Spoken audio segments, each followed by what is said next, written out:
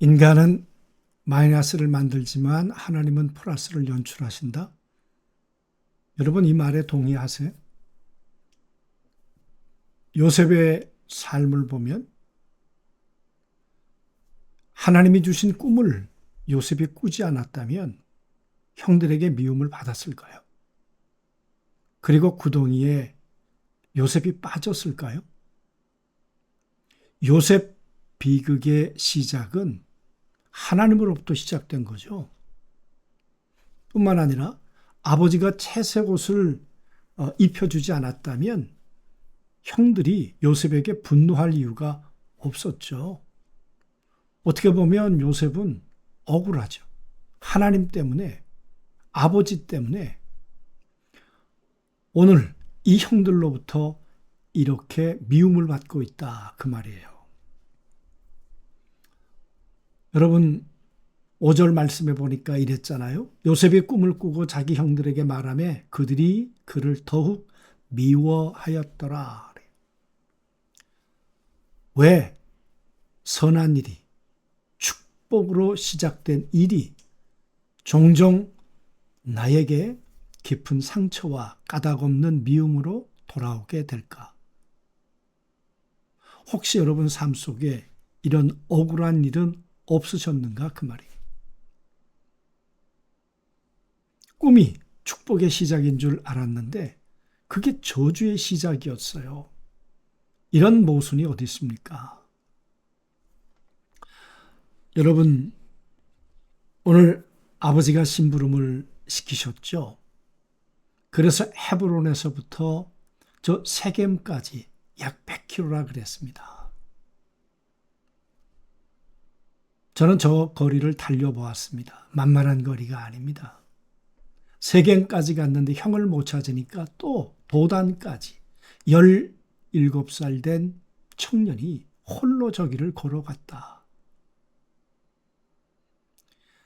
여러분 얼마나 땀에 젖었겠습니까? 얼마나 힘든 길이었겠습니까? 발은 아프지 않았을까요? 부르트지는 않았을까요? 그런데 여러분 어떤 일이 벌어졌습니까? 요셉을 잡아 그를 구덩이에 던지니 그 구덩이는 빈 것이라.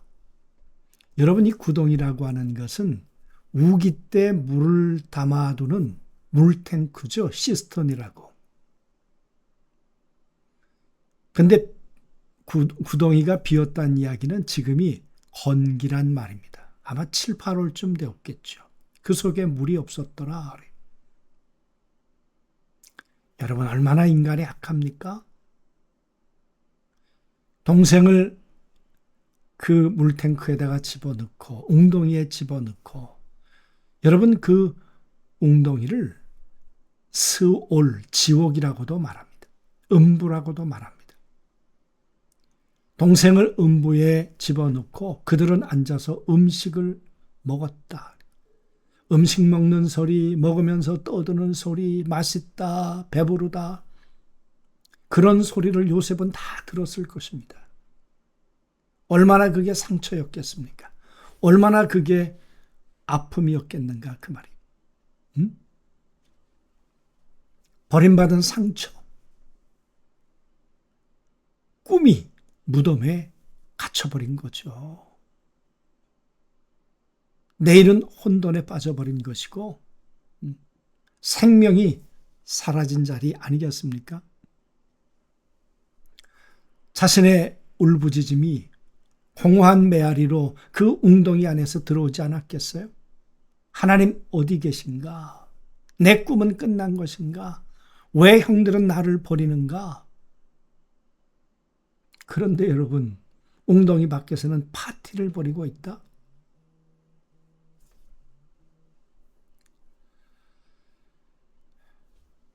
인간적으로 아무리 미워도 이럴 수는 없을 것입니다. 여러분 그때 어떤 일이 벌어질까요? 형이 르우벤이 죽이진 말자 그래요. 그래서 그를 끌어올리죠.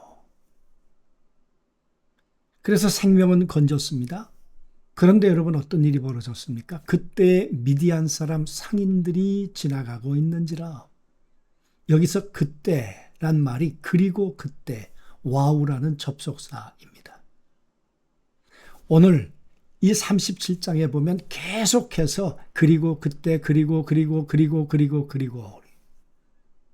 마침 그때 미디안 상인들이 지나가는데요. 이 상인들은 큰 상인들이죠.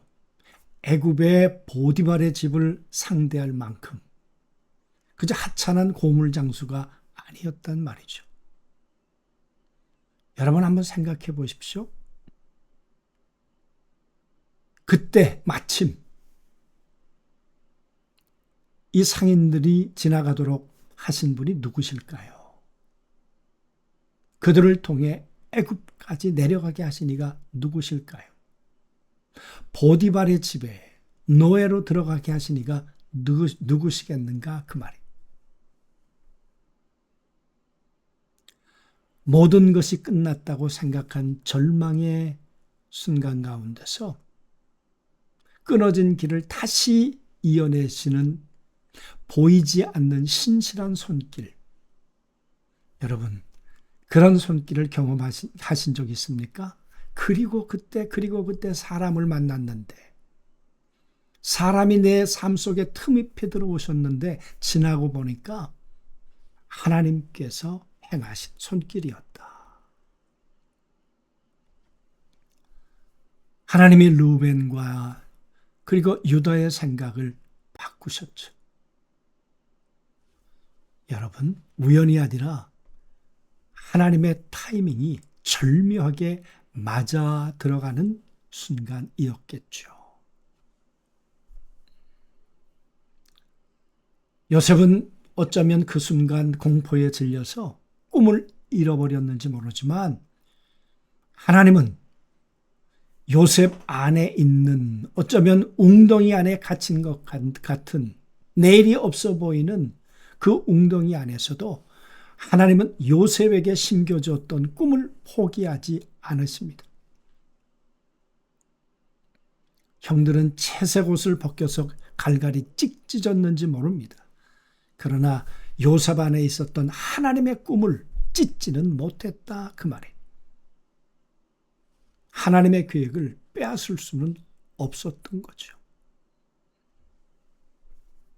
그래서 여러분, 우리의 삶은 끊어서 보면 고난일 수 있지만 길게 나중에 보면 그게 하나하나 맞아 들어가는 하나님의 퍼즐이 될 수 있다 그 말이죠. 그래서 우리는 지금 하나만 보면 안 되고 전체를 통으로 긴 인내 가운데, 기다림 가운데 우리의 인생을 만들어 가시는 하나님을 우리가 볼 수 있어야 되겠죠. 나중에 이런 고백을 하잖아요. 당신들은 나를 해하려 하였으나 하나님은 그것을 선으로 바꾸셨다. 만약 지금의 고통이 마침표가 아니라면 나의 모든 상처와 눈물마저도 완벽한 회복의 재료로 사용하실 그분을 신뢰해 보시겠습니까? 저는 오늘 이 요셉의 이야기, 신실한 하나님의 모습을 보면서 이런 한 단어로 오늘 문장으로 오늘 이야기를 마무리하고 싶습니다. 인간이 만든 무덤을 하나님은 생명이 자라는 자궁으로 만드셨다. 이 신실하신 하나님이 우리가 겪는 무덤을 하나님은 새로운 부활의 자궁으로 만들어 내실 것입니다. 그 하나님을 오늘도 신뢰하시고 바라보시는 복된 하루 꼭 되시길 주님의 이름으로 축원합니다. 하나님, 인간은 무덤을 만들지만, 웅덩이를 만들지만, 그러나 하나님은 그 무덤을, 웅덩이를 자궁으로 만드셔서 새로운 형상으로 우리를 만드시고 요셉을 만들어 가고 계셨습니다. 때론 우리는 포기하지만 하나님의 사랑은 언제나 진행형이셨습니다. 그리고 그때 그렇게 일하시는 하나님을 오늘도 굳게 붙들게 하옵소서. 예수님의 이름으로 기도하옵나이다. 아멘.